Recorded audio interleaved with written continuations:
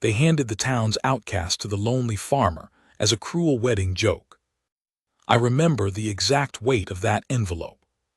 Not because of what was in it. A folded piece of paper, one name written in ink by a hand that had been drinking since noon. No, I remember the weight because of the way Dalt Greer set it on the table in front of me, slow and deliberate, the way a man drops a fish he doesn't want to carry anymore. Plunk. There it is. Then he stepped back and someone laughed, and someone else said something low, and the whole back room of the Callaway Creek Grange Hall went quiet the way rooms go quiet when a thing has happened that everyone wanted to see happen. I was 38 years old. I had come to the harvest social because my neighbor, Pete Unjur, said I should come, and I had run out of excuses.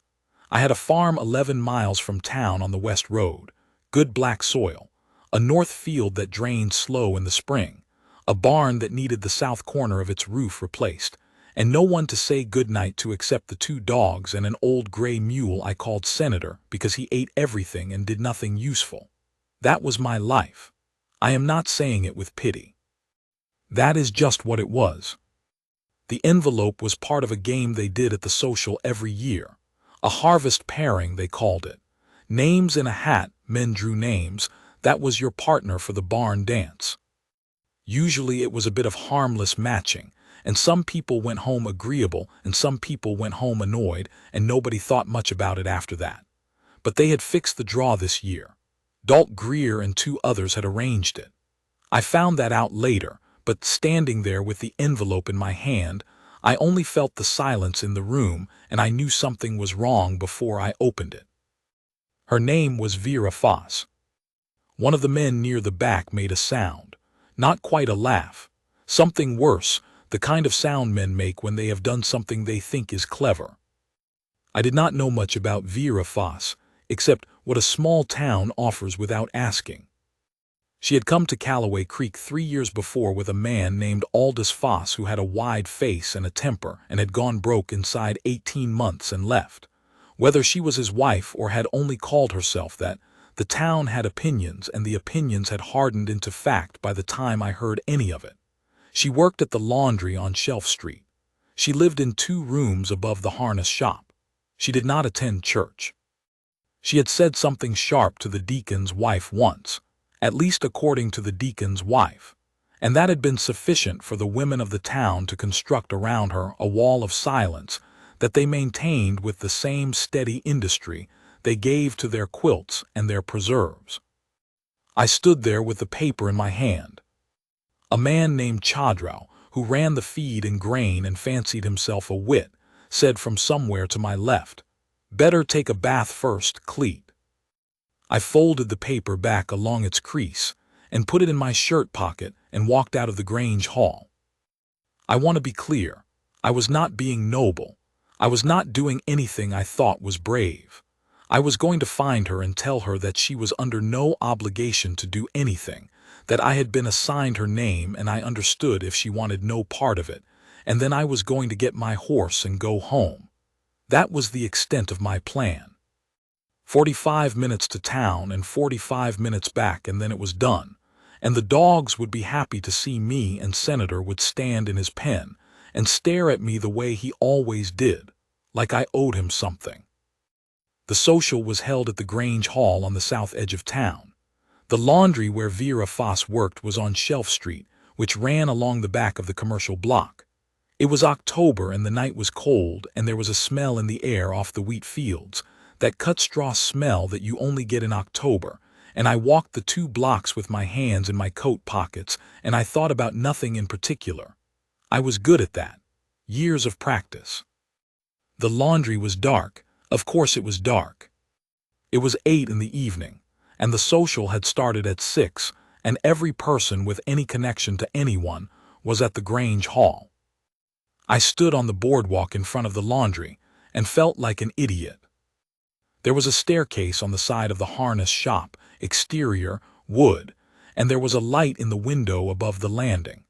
I looked at that light for a while. Then I climbed the stairs because it seemed like the only thing left to do. I knocked. She opened the door before I finished the second knock. which told me she had heard my boots on the stairs and had been waiting. She was wearing a dark dress and her hair was up, not fixed for a social, just up and out of the way women wear it when they are working or have been working and have not yet undone it for the night. She had dark eyes and a face that was not soft, not hard either, careful, the face of someone who has learned to look at a thing before deciding what it is. She looked at me. I said, "They put your name in the envelope they gave me. I figured you should know about it before it went any further. You don't have to do anything about it." She said, "I know about it. Mabel Greer came by this afternoon to tell me they were going to do it." I said, "Then you know they meant it as a joke." She said, "I know everything about what they meant." The way she said it, no bitterness exactly, more like a woman stating a distance. "This is how far they are from me and I know it exactly." I said, "All right," and I meant it as a goodbye, a small acknowledgement before I turned and went back down the stairs. She said, "Do you want to come in?" It was not quite a question. I said, "I don't want to put you to any trouble." She stepped back from the door. I went in. The rooms were two. The front one where we stood had a stove, a table, 2 chairs, a shelf with some books and some dried herbs hanging from a nail, and a window with no curtain that looked out over the dark alley between the harness shop and the dry goods warehouse. The lamp on the table was the one I had seen from outside. There was a coffee pot on the stove and it was warm. That was the whole of it. It was clean and small and there was nothing in it that was not there for a reason.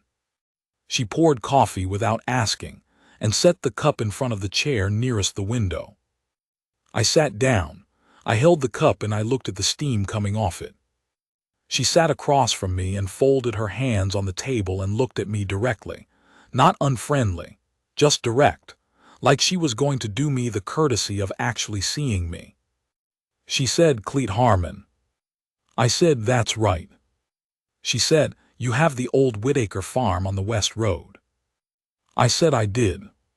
She said, "I pressed 3 shirts last month for a man who said he'd bought that farm off Whitaker's estate, paid $900 for it." I said, "I paid $850, so either he was lying to you or to himself." She looked at me for a moment, and then something changed at the corner of her mouth. Not a smile yet. The country before a smile. She said, "Which fields are you running?" And I told her. I don't know why I told her everything, the north field and its drainage problem, the south pasture I'd put a small herd on for 2 years before I sold down to nothing, the winter wheat I'd gotten in early this year. I am not a man who talks much, especially to people I have just met, but she asked questions and they were real questions, not politeness, and so I answered them. She had grown up on a farm, she said, in Nebraska. Her father had run winter wheat too, and they had lost a year to rust when she was 12 and another to hail when she was 16. And after that her father had gone to growing corn and never looked back.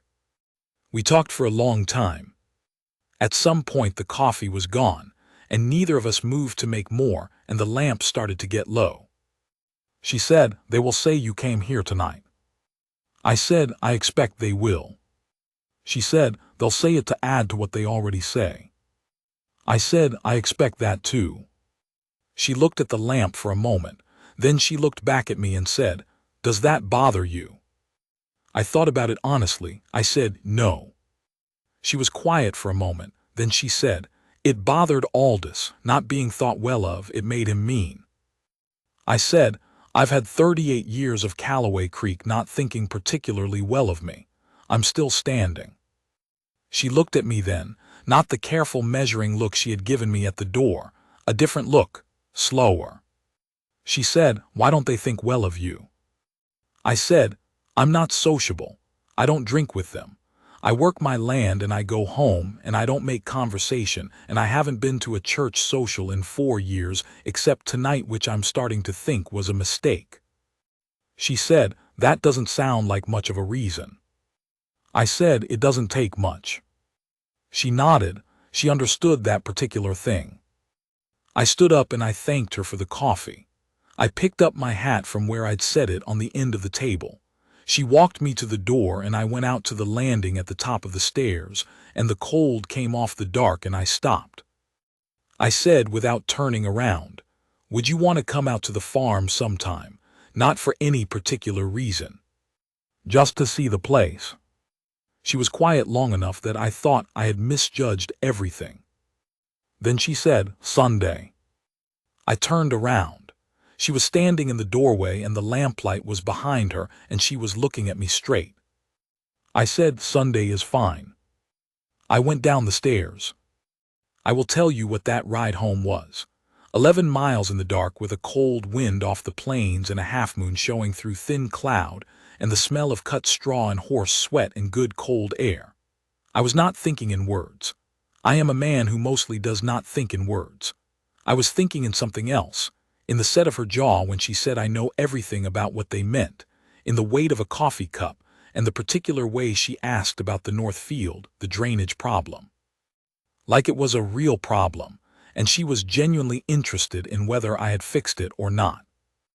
I came home. The dogs met me at the gate. Senator stood in his pen and stared at me.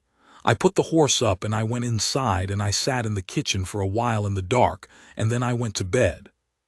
She came on Sunday. She rode out on a brown horse she had borrowed from the livery.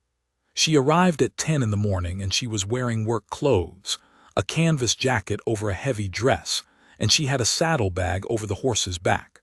When I came out of the barn, she was already looking at the North Field, standing at the fence with one boot on the bottom rail, studying the drainage lay of it. She said, "You need a lateral ditch there along the east edge, maybe 30 feet. Redirect it south to the low corner and out." I said, "That's what I've been thinking." She said, "My father did the same thing in Nebraska. Took him 1 week. It held for 15 years. That was how the morning went. We walked the land. She asked questions about what I'd planted and what I'd tried and what had worked. She got down on one knee in the south pasture and looked at the soil in her hand, the way people look at soil when they know what they're looking at. She told me about a grass variety she had seen used in Nebraska that held moisture, and I had never heard of it. I wrote it down when we got back to the barn. At noon I had some bread and cold beef, and we ate at the kitchen table, and she looked at the kitchen the way she had looked at the fields, seeing what was there and what was not there, and what could be done about it. She said, "This room gets no afternoon light." I said, "Never has." She said, "You could take out that south wall and put in 2 windows. It would change the whole feel of it." I said, "I have been in this house 9 years, and it has not occurred to me to do that." She said, "Most things don't occur to us until someone says them out loud." I looked at her across the table. She was eating and she was not looking at me when she said it, just looking at the wall in question. But I felt the truth of it somewhere under the ribs. After lunch we walked out to the orchard, which was the only part of the place I had done nothing useful with. 4 old apple trees that the Whitaker family had put in 20 years before I bought the land. I had let them go without much pruning because I did not know much about orchard work, and the apples were small and bitter, and not worth the trouble. She stood under one of them and reached up and put her hand on a branch. She said, "These want cutting back, hard, in the spring. Take off about 1/3 on each one and they'll come back in 2 or 3 years producing something worth eating." I said, "You know about orchards too." She said, "My mother did. I helped her. You pick up things." We were standing close enough that I could see the cold making a little color in her cheeks. The wind was moving the dry leaves around under our feet, and the sky was the pale clear blue that October gives you on a good day, and it was very quiet. She said, "This is a good farm." I said, "It keeps me." She said, "It's more than that. You've done real work here." I did not know what to do with that.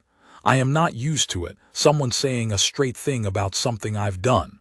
No angle to it, no joke in it, just a plain statement.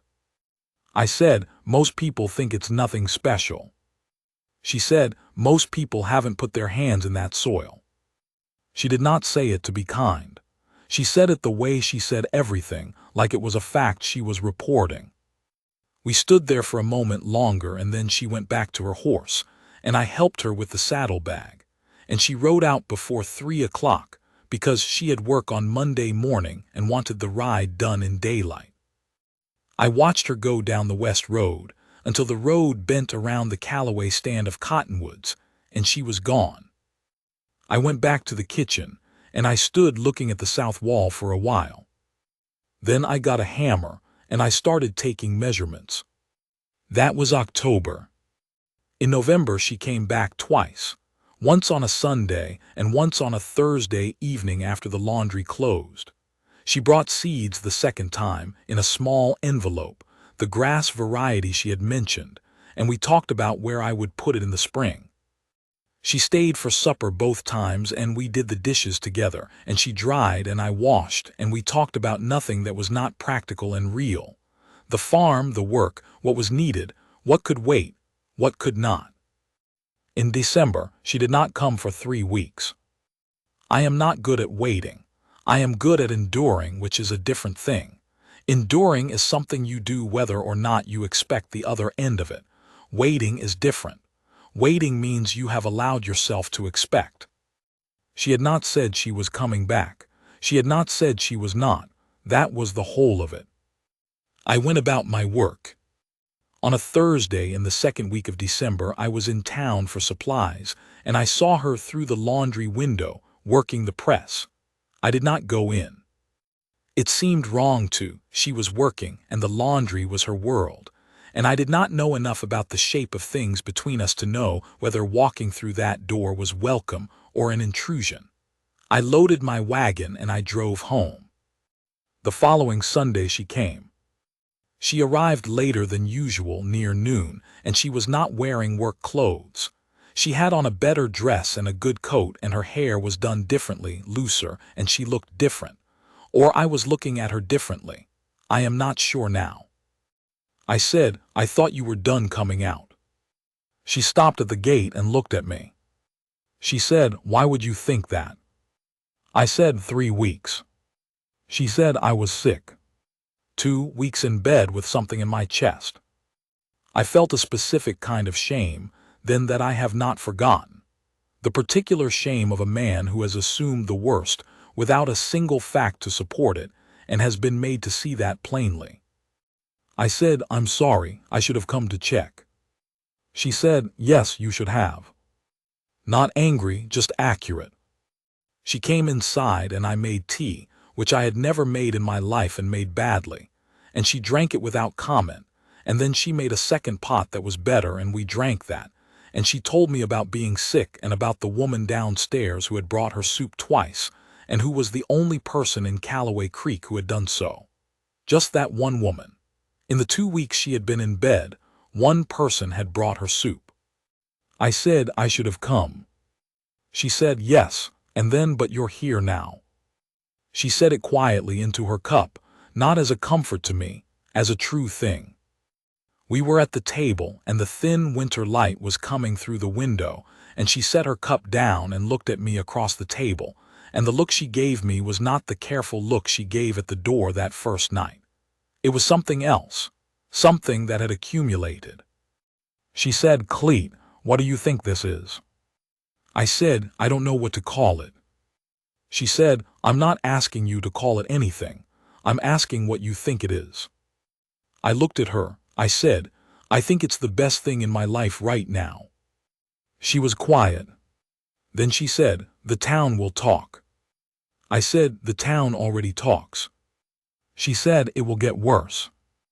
I said, "I have been not cared about by this town for a long time. I have learned that I don't need them to do it any differently." She looked at me for a long time. She said, "I don't either." Then she reached across the table and put her hand on top of mine, not taking it, just resting it there flat and warm, her palm on the back of my hand. She looked at me when she did it, not away, not down, straight at me. It was the first time in, I do not know how many years, that a person had touched me with any intention behind it. I turned my hand over slowly, and she let me, and I held her hand there on the table in the pale December light, and neither of us said anything for a while. I want you to understand something about that moment, about why it matters and what it meant for a man like me. I had not failed at anything in my life exactly. I had not made great mistakes. I had worked and paid what I owed and kept my property and been decent to people who had not always been decent back. But I had been invisible, not mistreated. Invisible. The kind of man a town contains but does not see. And you can tell yourself for years that it doesn't matter, that you don't need people to see you, and maybe you even get good at believing it most of the time. But the truth is underneath the getting good at it. The truth is still there, waiting. She saw me. Not the farm, not the fields, not some man she might make a practical arrangement with. She had looked at me across a table in the cold December light, and she had put her hand on mine, and she had looked at me straight. That was December. In January, she came out every Sunday, and on the Thursdays when the laundry closed early. I put in the south windows in the last week of January, just 2 of them, nothing fancy. And when the light came through them the first morning she was there, she stood in the kitchen doorway, and she looked at it for a moment, and then she looked at me and she said, "That's the room you had in there all along." February she brought a crate of kitchen things from her rooms, a Dutch oven and 2 cast-iron skillets and a good knife, and a set of canning jars. And I helped her carry them in, and I did not ask about it, and she did not explain it, and it seemed like neither of us needed to. She cooked Sunday dinner and I ate it, and it was the best thing I had eaten since my mother died, which is a plain statement of fact and not sentiment. We talked more in those months than I had talked to any person in years. About her life before Callaway Creek, the farm in Nebraska, her father who had been a hard man but a fair one, her 2 brothers who had gone to Iowa and Oregon respectively and written once each since. About the man she had come west with, Aldous Foss, who had told her things about himself that were not true and had become someone else by degrees until the person she'd known at the start was nowhere in him. She said she had stayed longer than she should have because she had made a decision, and she did not like to walk away from her decisions. I said I understood that. She said she thought I did. I told her about my father and the farm, and how I had stayed on it after he died because I did not know how to be in a different place. Because the land had a claim on me that was not sentimental exactly, more like the claim of a thing that you have put yourself into for long enough that it becomes part of you. She listened the way she looked at soil, like she was finding out what was actually in it. In March, I drove her into town one Saturday for provisions, and we walked down the main street together with my wagon, and 2 or 3 people looked at us in the particular way of small towns, that look that is gathering, adding the new fact to the inventory. I saw Dalt Greer come out of the hardware across the street and look at us, and then look away. Vera was beside me on the wagon seat, and she saw him too, and she sat straight, and she did not look away from the street in front of her. I said, "You all right?" She said, "Fine," and she was. That was the measure of her, not that she was above it. She felt it. I saw it in the set of her shoulders, but she was not going to be diminished by it. She held her ground by staying in it. I admired her for that in a way that is hard to explain. There is a particular kind of courage that is not dramatic, that has no moment of decision in it, that is just the daily choosing to stand where you are and do what you're doing and not be moved. I had tried to do that for years and I had done it alone. She did it too. We were the same kind of people, it turned out. At the end of March, I came in from evening chores and she had dinner on the table, and the kitchen was warm, and the south windows were full of the last of the light, pink-orange off the flat horizon. She was standing at the stove and she turned when I came in and she looked at me for a moment in that particular way, the accumulated way, the way that had been building all winter. I said, "You could just stay." She turned back to the stove. I said, "I'm not making a proposal out of it. I'm saying the practical fact. It's 11 miles and you make this ride 6 days out of 7, and you have 2 rooms above a harness shop, and I have a house that has too much room in it, and the south windows are in, and the canning jars are already here."